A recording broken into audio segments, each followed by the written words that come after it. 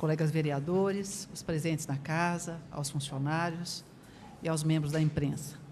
O nosso presidente, boa tarde. Eu acho que fica claro, né, que tem alguns temas aqui que eles sempre são inflamantes, e principalmente no setor da saúde, nós vemos que a coisa é acalorada e com razão. Quando você fala de saúde, você fala de qualidade de vida. Quando você fala de limpeza de terrenos, que o vereador Roque vem mexendo na legislação, o Faria Neto, que nós já também conversamos sobre até ter parcerias públicos-privadas para poder capinar, também você fala de saúde. Então, ações como essas têm que ser incentivadas, têm que ser positivadas e têm que ser implementadas. Elas não podem ficar no papel. E como um papel fiscalizador dessa Casa de Leis, nós temos que fazer com que isso ocorra. E, se houver necessidade de terem itens de maior significância e aditivos à legislação, que os sejam feitas, em prol da saúde da população bauruense. Com relação à dengue, fica bem claro, nós temos uma epidemia na nossa cidade. Eu fui dar uma olhadinha em alguns dados e, para cada 300 casos por 100 mil habitantes, você considera uma epidemia. E hoje, na reunião junto ao Executivo, disseram que para cada 100 casos por 100 mil habitantes é uma epidemia. Então, nós temos realmente uma epidemia, e essa epidemia, ela não tem cura medicamentosa. Nós não temos vacina contra a dengue. A expectativa é que se espere de 15 a 20 anos para se ter vacina. Nós tratamos os sintomas e as consequências da dengue. E foi solicitado nessa reunião que houvesse uma intersecção de todas as secretarias, como a do meio ambiente, da educação, da cultura, da saúde, a Endurbe, para que se provesse realmente uma ação onde você tivesse o envolvimento de toda a sociedade, que se fizesse um chamamento da sociedade. E nesse chamamento ficou claro a importância do papel da mídia, quer seja escrita, televisível ou da mídia radialista.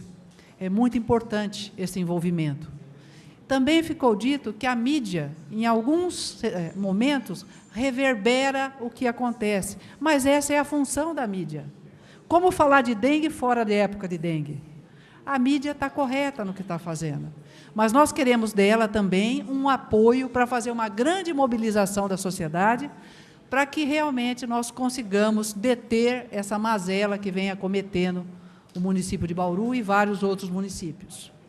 E fica claro, e ficou bem claro, o nosso secretário disse lá, que o grande problema estão nos logradouros, estão dentro de casa, não são os terrenos.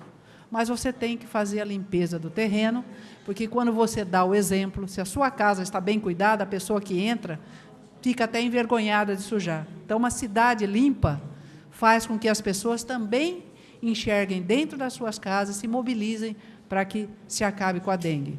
Então, tem que existir uma comoção popular para que haja realmente um controle dessa doença. Essa comoção não pode, em hipótese alguma, ser momentânea, ela tem que fazer parte do calendário cultural, do calendário da Secretaria de Saúde, do calendário da Secretaria de Cultura, fazendo ações periódicas que envolvam toda a sociedade, né?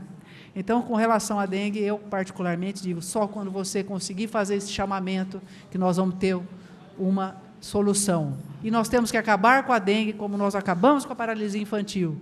E realmente mudar hábitos é muito difícil. Daí a importância de todos os poderes, a importância da força da mídia de envolver os cidadãos. Outro assunto da área da saúde, o Hospital Psiquiátrico Teresa Perlatti. Realmente é o único da região, é o único. A política antipsiquiátrica que foi instalada nos anos 80, 90, achava que você tinha que realmente deshospitalizar todas as pessoas. Só que nós sabemos que alguns precisam de internação. Ninguém é favorável aos grandes depósitos de doente, aos hospitais psiquiátricos, tipo presídio, onde as pessoas são deixadas lá e ficam largadas, não é isso. Mas há necessidade do hospital psiquiátrico para tirar as pessoas do surto. Tanto que se fala hoje na necessidade de centros de internação psiquiátrica para os indivíduos com crack. Então, como é que você vai botar todo mundo na rua? E para que haja isso, você tem que rever políticas públicas de saúde. Realmente, o doutor Raul disse, um absurdo, quem é que consegue cuidar de qualquer doente com R$ 42,37? Realmente não tem condições. Você tem que rever essas políticas, você tem que conversar com essas famílias quando você faz essa tira o indivíduo do hospital, palavra difícil, até eu errei, certo? Você tem que ver se essa pessoa tem condições de receber seu familiar em casa. De repente, ela é o único arrimo de família com uma criança pequena, e como é que você vai deixar com uma pessoa que ainda não está equilibrada emocionalmente? Como é que você vai trabalhar?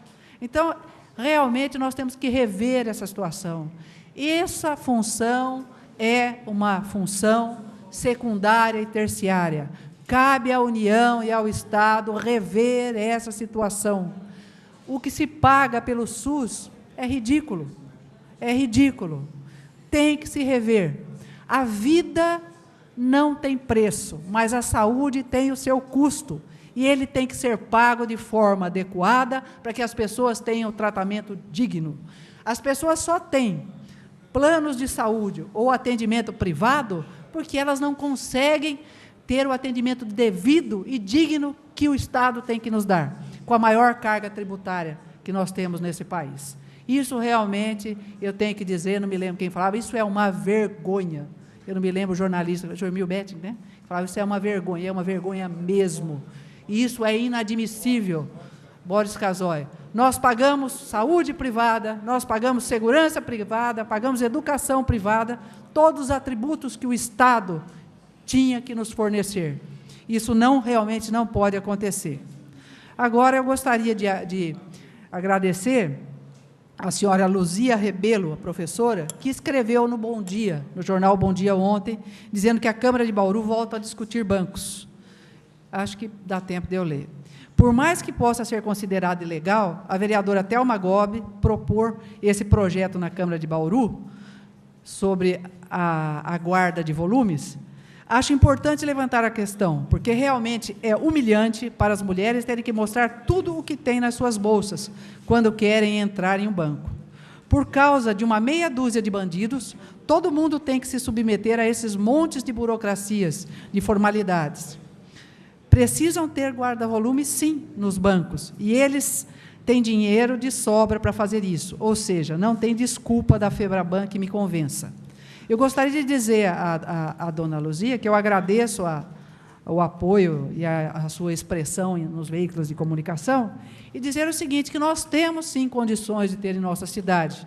Quando eu propus a questão de passar por essa casa, eu procurei levantar 72 cidades dos 645 municípios já aprovaram essa lei.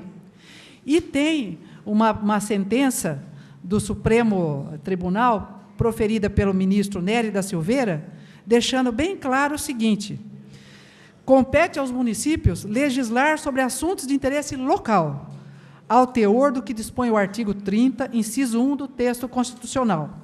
Ora, dispor sobre a necessidade de instalação nas dependências bancárias de guarda-volumes ou qualquer outra situação que proteja o indivíduo, longe está de invadir a competência constitucional prevista em relação ao disciplinamento de matéria financeira e do funcionamento das instituições financeiras. Nem tampouco diz respeito à estruturação do sistema financeiro nacional. Este, sim, que deverá está regulado em lei complementar, que é o artigo 192, inciso 6, também da Carta Magna. Então, fica bem claro que essa gestão concorrente é possível, é permitido. E o indivíduo tem direito à proteção, não só o beneficiário, como também os funcionários do sistema bancário. É mais uma barreira de contenção de entrada de objetos desagradáveis, que põem em risco a vida dos funcionários e dos beneficiários, e é, sim, uma medida simpática, é uma medida anticonstrangedora, e nós vamos lutar para que isso ocorra. Muito obrigada.